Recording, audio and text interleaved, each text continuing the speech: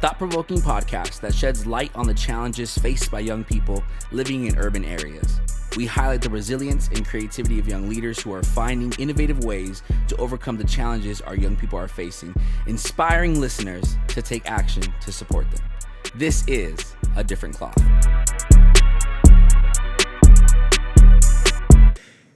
Hey, welcome back to A Different Cloth podcast, to all of our Different Cloth family out there. Hey, so glad you're tuning in. Excited for this conversation today. Hope you've been enjoying our conversation so far. Last episode I thought was dope, and we got a chance to kind of go back and forth a little bit, and it led into a great discussion I think that we'll be able to have today. But man, Angel, how's life? I mean, life is good. Good. I'm just trying to find a balance of my highs and lows. All right, I got a question for you. What is the most memorable conversation you've ever had? Memorable? Just a conversation that you just think like that. Whether you needed it, you had it, you gave it, like whatever, but like that conversation I'll never forget. I mean, I said it in the last episode. One man can't change the world. Okay. What about that conversation made it the type of conversation that you'll never forget? Because I think it drove me to want to prove him wrong. Okay. And I'm admitting the pride in that. Yeah. I'm admitting, but I think that conversation, I was so young. I was young in ministry. I was trying to do all these things and help all these people. And when he told me that, I think it was because of the person he was, it hurt. And I was like, oh, not you wanting to give your all. You know what I mean? Like, and it was just that. It literally set everything up to try to prove him wrong. Have you done that? What do you mean? Have you proved him wrong?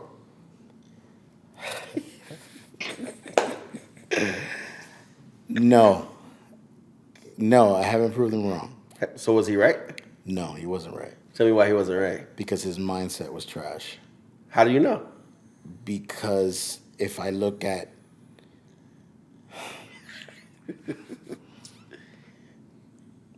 I think, okay, I'm going to be honest. Yeah. I think his mindset was off because if I look at where he's at now and where I'm at now, he gave up. So you looked at his lifestyle, if you can call it that, or his way of life, and that was what determined what he said to you weren't interested in. It's not that I wasn't interested in. I just felt like that showed me that I don't want to be the type of person that won't go above and beyond for someone. And I think having that characteristic, I know one man can't save the world. I know that. Yeah. Right? But I think if I walk around with the mindset of using that as an excuse, like, oh, well, I can't do everything. Oh, well. And that's what that felt like to me. Okay. And now everything after that he's done, now I see it from a different lens and like, you probably could have gave it 100%. Okay. But you were satisfied with 60. So we were just at a conference. Yeah. Right? Yeah. And the gentleman said, put something on the paper that, what was it? I'm going to butcher like it. a negative thing that people, had, or a label. You know what mine was? What was that? Never happy. Huh. That was my label. Okay. Because I felt like every time, I'm going to be real, I felt like I'm being vulnerable. Let's go. I feel like every time that I've done ministry with someone or I've worked with someone or I've planned anything with someone in any type of capacity, a lot of times I get, you're never happy. And it's just because I want to give it 110%. I don't want to be a perfectionist, but if I know we have room to give it more, sure, I'm going to lean on that 9 out of 10 times. Okay. And I think if I'm being real, I think that's, I don't know if it's been a downfall, but I think it's rubbed people off the wrong way of like, bro, you're never happy. And I'm like, man, are you happy with 60%? Are you happy with 60%? Because I know you got what it takes to give me more. Yeah. I can give you more. Let's just do more. Okay. You know? So I'm gonna go back to the statement that he said, okay? One man can't change the world, and that communicated to you, don't try as hard?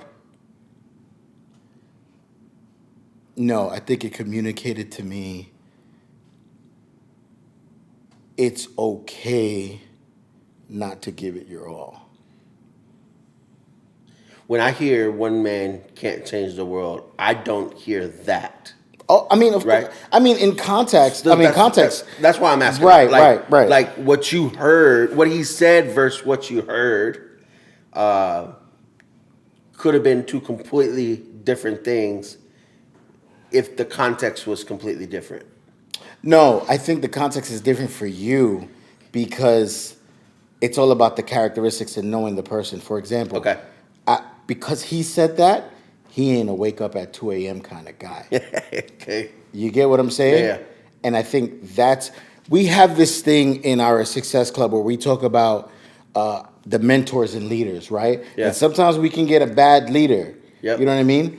I think, and I mean, he might beat me up for this, but I think him telling me that almost made it seem like, because of context of who he was, how he did things, it almost made it seem like, man, he's okay with being mediocre. Okay. Like mediocre, whatever. You know what I mean? And I think I realized and identified a not so good mentor, and I shifted.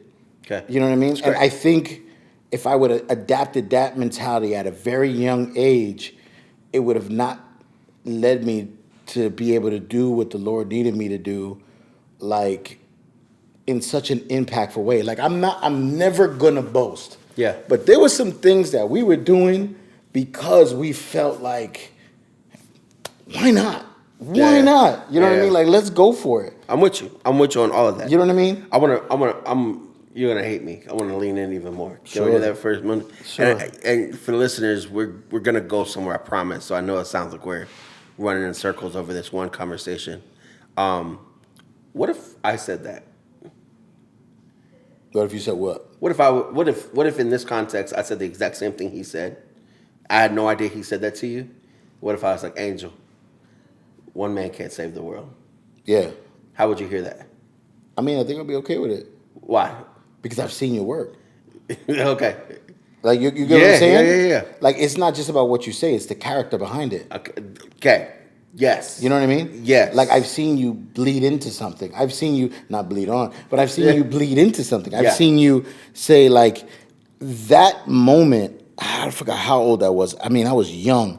That moment, it made me look at everything I thought he did well with the lens of, like, oh, he's just trying to get by. And then now, if I look at where he's at right now, I mean, life may be successful to him, but he stopped doing ministry. Yeah. So you would say his life probably spoke way louder than his words ever did.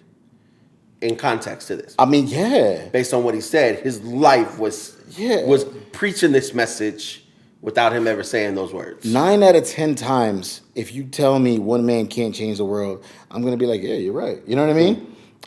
But the reality is when he said it and how I viewed him from the beginning to that moment and then afterwards, so I overanalyze things. Sure. Like, I love to look at things, break it apart, but it's very detrimental at the same Of time. course. Yeah. Because, again, I guess I'm never happy, right?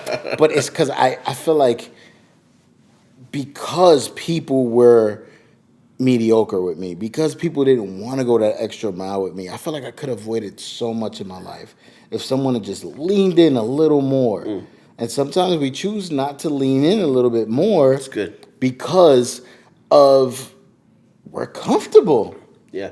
You know what I mean? Like, I'm going to lean in, but don't call me at 2 a.m. I'm not going to hey, I'm going to call you back in the morning. Just watch some TV and just cool down, grab you something to drink and just hang out. I'll see you in the morning. Yeah. No, that's I mean, not saying that everyone has to get up at 2 a.m., but your proof, right? Your character is proof that you getting up was knowing like, oh, there's a response that I can take. It's either I get up and go or push him off. Yeah. Let's talk ministry for a moment, okay? Well, fuck me. Because there's a lot of people that I've heard, that I've seen, that I know, that have said stuff that their life doesn't line up with, right? So they've had conversations with students, with people, or whatever, and you're like, yo, there's no way you're living what you're talking about. When we talk about having a conversation, and we're going to get into the vulnerability side of that in a second, but I just think it's good to start here, right? Yeah. So much of what he said was heard from you not because of those words, because what he said is actually a fact. One man can't save the world. That's a fact. Right. But his lifestyle that he lived, his daily actions, his habits, what he gave up on, whatever, all of that was really what you heard. It was less about the factual statement he said. Of course, yeah. More about the life you saw him live. What can somebody do? Like, let me say this: if you was to have a conversation with him now, what would you tell him to do differently? Or what would you tell him? How could he treat that same situation, that same moment differently? And I'm asking that because I think there's probably listeners on here. I'm guilty of it. I've said stuff that my life didn't fully back yet. And maybe there's a better way to say it. Maybe there's a better way to approach it. What could he have done differently that could have, maybe salvaged the relationship, continued the, whatever that is. And maybe God just needed to sever that for that season. That's great too. Yeah. But what could he have done differently? Yeah, I feel like, the interesting part of it is I reached out to him before I moved out to California. Okay. Because I didn't want to leave California. I didn't want to leave to California without having a physical conversation with him. And I mean, just to catch up too, but just to be like, wow, like how much this one moment has, like, when he said that, it was almost like if I remove the words, it was almost like, you can't do this. Yeah. You can't do that. Yeah. Like, realize you are here. You can't do any more than what you're doing. Yeah. And I don't think I'm no better. I think anyone can sit where I'm sitting and do what I do. I am no different than anyone else. Yeah. Maybe you disagree. Maybe there's like levels to it. But for me, if anyone cares enough and if anyone shares the burden enough, they can. Now, life is about balance. I have a wife. I have kids. I mean, I don't want my wife to step in and say, hey, listen, you got to slow it down. Like, I get all of that, but none of that is going to change the mindset of wanting to go above and beyond. Yeah. So I tried to have a conversation with him, and I got, like, through a mutual friend. I said, hey, can you plug me? And he wrote me, and he was like, hey, yeah, let's talk. And then he dodged me for, like, a good month. Okay. And I'm like, oh, he just doesn't want to have the conversation. But it was actually to apologize to him. Okay. It was to apologize just because I thought because he was older than me, I couldn't teach him anything. You know what I mean? And the reality is, I felt like if I could have spoke into it as well and not just neglect him or not just push him away. I mean, maybe I've had younger people that I've helped speak into my life. Of course, absolutely. I've had younger people that I've walked alongside, like, really not only like convict me but really talk into like where I'm going. Yeah. And I didn't give him that space. Yeah. I didn't give him space to have the conversation. Not even like, I'm talking about I'm 36 years old now. Yeah. This must have happened when I was like 18 years old. You know what I mean? That's years of like, if we would have kept the conversation going. But I was so nervous as to possibly ending up like him that I pulled away. Okay. Yeah. What could he have done differently? I don't know. Okay. I don't know. Honestly, I don't know. Okay. Maybe not him. Maybe that's still a little. If there was somebody like him to a student at your school, and they wanted to have a conversation, again, what he said was not wrong, No. right? They want to have a conversation with one of those students. What would you tell them? How would you tell them to go about that? You know what? I can tell you. Okay. I can tell you. Just because, and I could also answer the student part, but I could tell you just because now with my age that I'm in now, 36 years old, I've lived a life. I have some experience under my belt. Things I'm learning some things. What that was burnout. That's what that was. He was projecting. Oh, 100%. Okay. What that was burnout. That was my first evidence of that's what burnout looks like. That's what possibly giving up looks like. Okay. That's what not having accountability or systems in place to say, man, and the reality is if he was just a little bit vulnerable with me and honest with me. Instead of trying to tell you something. Yeah, that ain't gonna work, bro. From his own projection. Yeah. Fire for one reason and one reason only. So many times in ministry, we project our thoughts onto people that we're working with. Yeah. We're guilty of it instead of helping them to discover for themselves. It's like, don't go that route because whatever. And some of that is your own personal experience, not necessarily God and not necessarily the way. And I'm not talking about sin or anything like that. I'm talking about just, he didn't say anything wrong, but he was projecting his own personal frustration on you in a moment that you're so shapeable, moldable, formable, and that could have been super detrimental. Kudos to you for recognizing it and causing that separation.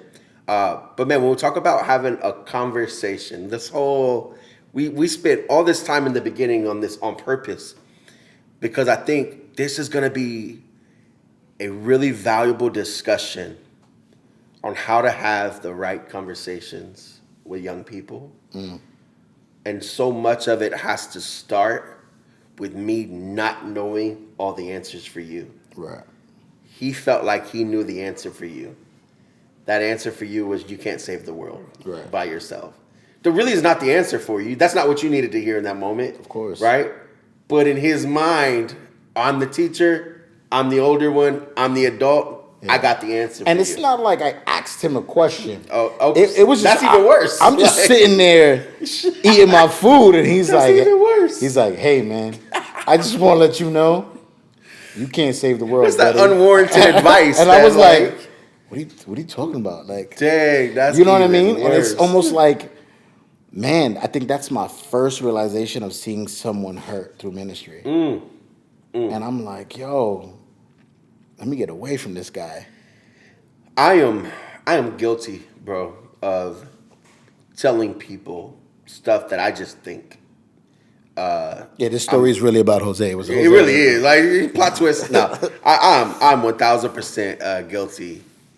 Even my sister, giving unsolicited advice of my thoughts instead of caring enough to ask questions, to learn, to observe, to inquire. And I know I'm not the only one. I'm sure there's probably a lot of our listeners out here that it's we've all probably been guilty of doing that. How do we keep from doing that? How do you got these students that you're working with at this school. How do you keep from giving unsolicited advice? I think for me, I've had to learn to be very intentional. I think I've had to learn to I don't always have to talk into something. It's good. I don't always have to be a part of the conversation. It's great. What I've learned in my 7 years of working in juvie is that they just need someone to listen, not to give them the answer. A lot of the time, these kids are so wise, they know the answer. Yeah, facts. They just want to be able to express how they feel in the moment. They want to be able to process what's going on mentally, spiritually, whatever it is. They want to be able to process that. You know what I mean? And a lot of the kids, like, we would have Bible studies, and these questions would come out, and then they would just start talking and talking and talking. And I remember when I first started dealing with them, I was like, oh yeah, man, just do this or just do that. And it was like, no, like, you don't always have to have an answer. You don't always have to like give advice or always feel like you got to be the wise man in the room. Like, it's okay to just listen, process, and never give a response. You know, one of the biggest signs to me of insecurity is feeling like you always have to say something. I always got to give a response because I don't feel like I'm adequate or that. So I always have to be the one. Even in the sense of some people struggle with insecurity so much that whenever they do come in contact, they immediately have to make themselves the teacher. Yeah. I'm always cautious of people that say, I'm going to pour into you. I'm going to teach you, right? Because to me, I'm like, we can learn this together. Yeah. We can be in this together, right? And so I think like just to segue us into this conversation piece, we have to, number one, first, like, observe ourselves and our faults, our issues, our concerns within our own self, so we're not projecting some of that, right? Yeah. Because insecurity will absolutely force you to project your own thoughts. We talked about being vulnerable in the last piece, and how have you seen in conversations you've had with young people vulnerability be a strength or a weakness? Either way you want to take that, because I think there is a big fear that vulnerability is a weakness, because it's like, well, here's what you can do with my vulnerability. And real quick, before I go there, let me give this kind of thought around. There is a clear difference to me, this is my personal thought, between vulnerability and transparency. Okay. Transparency, I can let you in, but I'm probably not letting you all the way in. Yeah. I can be transparent about parts of my life. Vulnerability, I feel like I'm giving you permission to hurt me if you want to. Yeah. But I could be transparent without being hurt. I could be fairly open about da-da-da-da, and, you know, you can do what you want with it. It's not going to hurt me, right? Yeah. But vulnerability, bro, if I'm being vulnerable with you and I'm sharing some real stuff, yeah, that's the type of stuff that, that hurts if you take that and do something. How have you seen vulnerability work for you or against you in conversations you've had? Yeah, so it's interesting, like, going back to what you're saying, like, the difference between the two. For me, being transparent is sharing my story, speaking to something. Being vulnerable is allowing somebody to speak into that. That's always been how I've... Yeah, you're allowing them into that. Yeah, Great. Yeah, allowing them to really, like, spend time with you in that. I think where it has, if I go with the failed first, where it has failed for me, even in Success Club, I'll be honest. I remember having a conversation. I remember I'm about to get fired. I remember having a conversation with this one kid, and I spoke. Not that I bled, but I didn't use my words properly. Okay. And understanding the vulnerability part of it. I guess I didn't use my words correctly, and I kind of spoke about my mom, and then I literally saw him take on that same attitude. Yep. And then I was like, but I didn't mean it that way. Okay. But go ahead. I want to lean into that. Sure. Because that is gold. Okay. If we're not careful. Getting written up. No. Joking. No, but bro, I'm like, we need to train on it. Like, that is gold. If we're not careful, yeah, we will be vulnerable with something that's undealt with or unprocessed. And they will literally, you're almost imparting to them how you view that thing. Yeah. And then they begin to catch that, right? Mm-hmm. If you could do it differently, what would you do? I think I would still have the conversation. Yeah. But one, I think I would process with someone first Okay. before I lean into the conversation.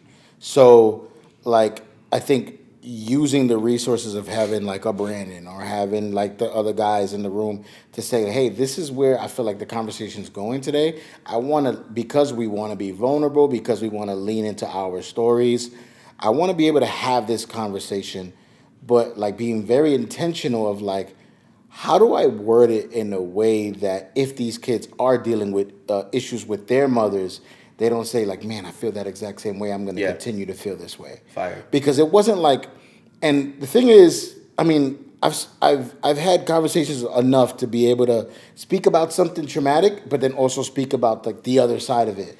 But he did not hear the other side of it. Yeah. He didn't want to know the other side of it. Sure. Because he was still sitting in that moment. So he was like, oh, I've never had words to what this felt. Those are the words. I'm gonna run with those words. Yep. And that's what he did. And you justified probably his own feelings toward his own situation. Yeah. Simply by not wrapping it around. And I don't think every story that we tell about our own personal life has to have a cute ending or the finished product, right? But it does have to come out in a way that says, "Yo, I'm facing this though." Yeah. I'm at least confronting it, right? And it's not undone. It's not like I'm just like F that and like I don't want to get canceled, but like it's not like that. Like it's not like that, But that was funny. Sorry. But yeah, so I think we got to be able to tell stories that are not finished because that's not being vulnerable. Right. A finished story is being transparent. Right. In my thoughts. Go right. ahead.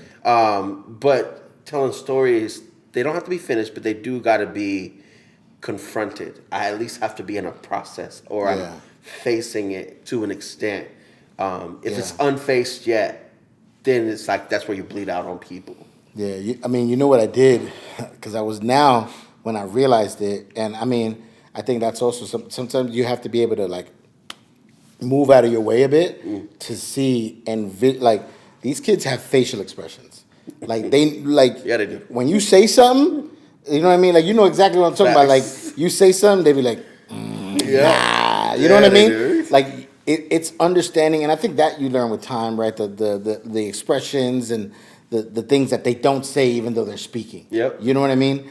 The very next week, I FaceTimed my mom in class. Wow. And I let her meet the class. Oh, let's go. And she said, "What's up to them?" Fire. You know what I mean? Yeah. And I think I did that because I wanted to show them like, yo, it is not good, but we're trying. Trying. Come on. And that's all we need to do is just try. So. Yeah. That's gold. That's gold. One of the things that we say here at Rescue Generation is that vulnerability is our secret sauce. And we're not afraid to go there. And I would say go there in any topic, any conversation. I mean, we go there to an extent politically, in office, in conversations. We go there in pain, trauma. We go there in the work we do. Like we're just that type. We want to go there. But there's a reason why we go there. It's not so we can be like, look at us. Yeah. Ooh, like we're vulnerable. Like, it's not that. Like, it's because we care about what other people are facing, students particularly are facing every single day. And I think they need to know that they're not alone and that somebody's not afraid to have that type of a conversation with them. Yeah. And so we're like, hey, I'll put myself on the chopping block first so you could see that, like, yo, I'm here too. Not I've been here, I'm here too. And I'm trying to process that. I say that because the conversation that changed my life was a conversation about boxing, which is funny because I actually don't watch boxing like that no more.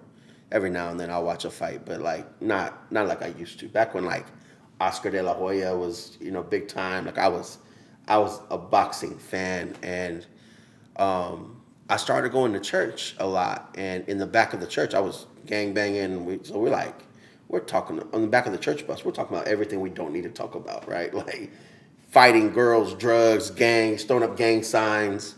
The whole 9 yards, and all the stuff that everybody would have shut us up for. They would have been like, sit down, shut up, don't do that, right? Like, and probably would have been justified in doing that. Yeah. My mentor, the lady who I credit most of my coming to faith. She discipled me. She didn't take that approach, and I don't know if she did it intentionally because it may not have been like a science for her. Yeah. But I think she listened a lot, and instead of correcting us every time we said something wrong, she listened.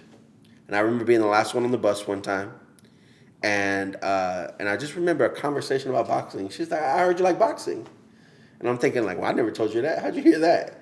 Well, it's because she was listening. And I was like, "Yeah, I like boxing." She was like, "Are you gonna watch the fight coming up?" It was thinking it was like an Oscar De La Hoya fight, and I was like, "Yeah, I'm gonna watch the fight." And it kind of was like, "Why are you asking me this? It's weird, you know?" Yeah. But I'm not gonna lie, bro. That one conversation tore some walls down in my heart because I had this subliminal, subconscious thought that all white people were against me. And here she is, an elderly white woman, right? Cares enough to ask me about something I'm interested in. Yeah. And that began to shift everything for me. Yeah. Most powerful conversation of my life. Had nothing to do with success, Bible, Jesus. It was about boxing. Because the cliche statement, as it is so real. Nobody cares what you know till they know that you care. Right. And to me, I think that was the day I saw that she cared. Now, she went on after that to show me she cared in a bunch of other ways. Yeah. But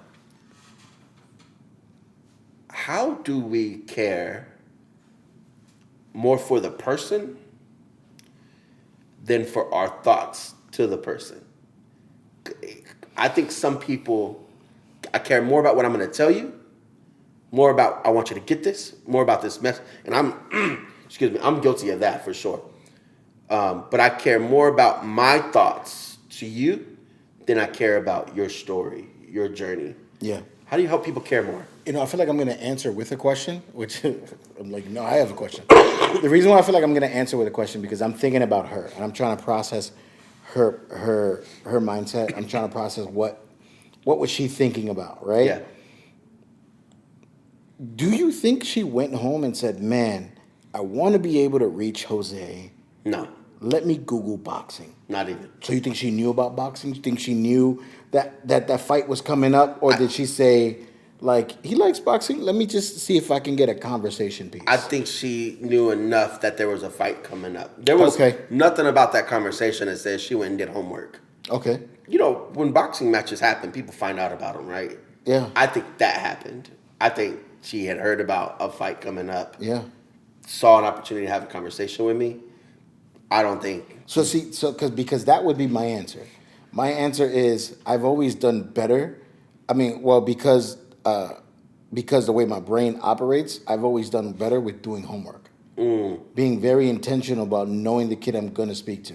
When we went into Success Club, before I had my first day, I sat with the principal and I said, "Tell me about each kid." Okay. Like, sit with me and tell me about each kid. And it wasn't just like, "Oh, well, they get into fights." And no. Give me one good thing about them. Give me something that they struggle with. Give me your perspective. If you wasn't the principal, how would you help? Like, I did my homework in order to be able to give them the best version of myself, but in order to be able to speak into or listen properly. You know what I mean? So that's why I wondered if she did that as well, because I feel like that would be my answer is like, I'm not afraid of saying I do homework. Like, if I'm gonna do a basketball tournament in Queensbridge, I want to know about Queensbridge before I go into Queensbridge. You know what I mean? If I'm gonna go into San Bernardino High School, I want to. Hey, who was that last guy there? What's the culture like? Oh, what is the staff like? I think homework is very, very important in being able to kind of not only like serve or help a kid, but also sit with the kid.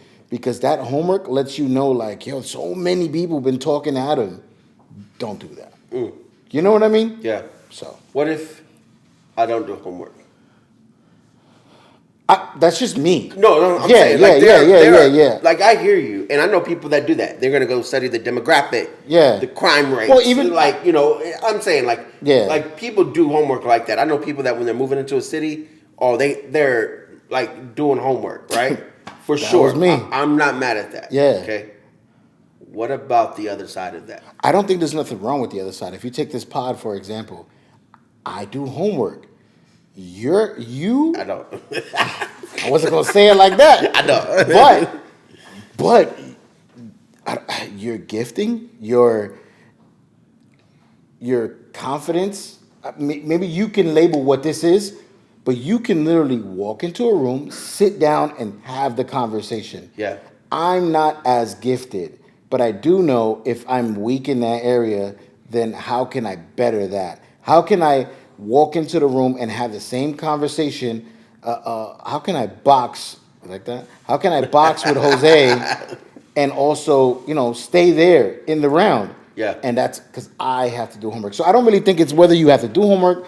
I don't think it's if you're naturally gifted at it. But I think there's certain things that you can lean into that makes you to better the outcome. Yeah. That makes sense? Yes and no. Okay. Yes, bad. it makes sense. Yeah. I don't fully agree. Okay. But I think sometimes when you talk like that, then you get into how particular people are wired differently than others. And then you get into, well, maybe that makes one type of person better qualified or more able to do this in whatever way, right? But I'm just saying, like, it can, like, you do homework that works for you. I don't. It works for me. Anybody else out there, whether they do homework or not, I would say could still be just as effective. Of course. Right? If, and here's the big if. This is kind of what I want to get to. If you learn to listen. Think about it. In all of your homework you're doing, it's because you're learning. Yeah. You're listening, whether it's to stats, whether it's to another person, whether it's you're listening so that you can then interpret what it is. I'm intentional in person directly when I'm listening because I want to learn. I want to learn who you are based on how you talk. Yeah. I want to be able to call cap when I see it, right? Like I want to learn that. And for me, some of the reason why I don't do homework, particularly around like students, I may ask like, hey, what's the student struggle with or whatever. I feel like I can learn so much more from the student directly, even if they're the type of student that fabricates everything. Yeah. I can see that. That tells me a lot about that student, right? And so I think the key to having these powerful conversations, to circle it back even what I would say the guy did wrong, right? He wasn't a listener or a learner to the extent that he learned you and was able to speak directly into where you were at or what was happening in your life. Instead, he was more concerned about his thoughts towards you and spewed those out. And so, ultimately, if we're going to be effective in youth ministry, in young people, at all, in any context, prisons, bro, I'm telling you, this thought, I hate because it's such a simple thought. This could make you effective anywhere. Yeah. Job, family, husband, wife, kids. Be a listener. Mm-hmm. More than you want to. I mean, I also feel like he wasn't trying to tell me for the sake of helping me not receive burnout. I mean, to be honest with you, I felt like he probably had the same vision goal, and was kind of like, it never happened. Yeah, and I think it was like, I'm not gonna let this happen to you too. But I don't think he saw it in the perspective like he was trying to save me or spare me from being hurt. Yeah, it was more like, if it ain't gonna happen for me, it ain't gonna happen for you either. You know what I mean?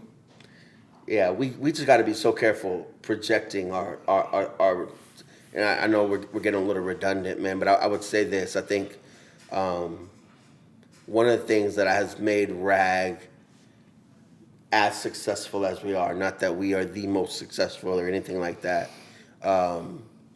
is we teach our staff how to listen. Yeah. And how to ask questions. Okay. Because I think there's a powerful thing that happens when you learn to ask the right questions. Yeah. I can dictate a lot of a conversation, not by asking questions I already know the answer to, but by genuinely asking questions and getting you to dig into whatever it is. And man, this generation, particularly Gen Z, Gen Alpha, they hate being talked at anyways. Yeah. They despise it, bro. So they don't want to hear what you got to say anyways most of the time. Yeah. Unless you got a good relationship with them. Like I would trust your guys over at the school. Love hearing what you got to say, you know? Because like that's different, right? Yeah. But most people, they're not interested. But what you can do is you can ask questions. Okay. And you can listen and you can learn in a way that can help unlock so many people and help you be more effective in reaching them across the board. So let me ask you this then. So let's say we do that. I'm listening. I'm being very intentional on the words you're saying. I'm being intentional on how I receive those words and not make sure like, oh, well, I would answer it this way. When is the right time to be vulnerable and when is the right time to talk? Yeah, I think that's a great question. I think number one, the right time is when you're invited to do that. Like, with the only exception, like for instance, for Success Clubs.